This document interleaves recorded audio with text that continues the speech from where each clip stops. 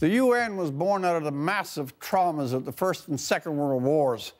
Its clarion blast of a motto, itself born of the ultimate savage of the Jewish Holocaust, was never again. Never was a very ambitious word given the history of war, the human appetite for conflict, and the infinite ruthlessness that always accompanies a determination to engage in slaughter. The UN has existed for over 70 years, but that's not a boast that can be made with any honor. Events as recent as just yesterday, Aleppo, or 40 years ago, if we dare to call up the monstrosities of Pol Pot's genocide in Cambodia, or Rwanda, which can be seen as its brutal twin, these events forbid any thought but one, that the United Nations is an hypocrisy organized around the principle of steadfast impotence. The most current illustration is on every newscast, in every newspaper, the whole world staring glumly and with distant or not so distant guilt as the war machines of Syria, rebels and government, and of course the great shadow of the ever more callous Vladimir Putin grind away at whatever is in front of them, helpless and innocent men, women, and children. The numbers are brutal. 500,000 dead, 5 million displaced.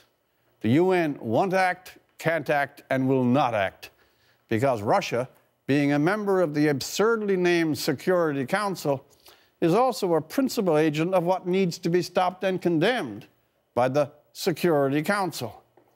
The villains in this piece most are agreed on, but turn to the humanitarian West. What's on its unwashed hands?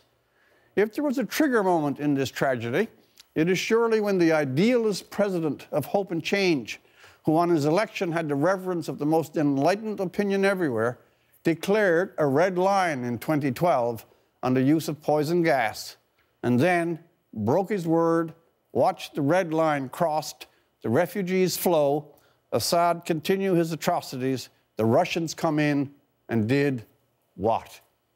That moment was surely one of the great falterings in modern times, a deed of omission, a turning away that led inexorably to the scenes that now summon such horror and sympathy in every heart, but too late for such emotions to have any effect. What has been the harvest of all those promises of smart diplomacy, leading from behind, the Russian reset, and bridges to the Arab world? Indeed, that famous quick Nobel Peace Prize. What point now a sermon from the Mount in Cairo when we have the visuals of the scenes in Aleppo?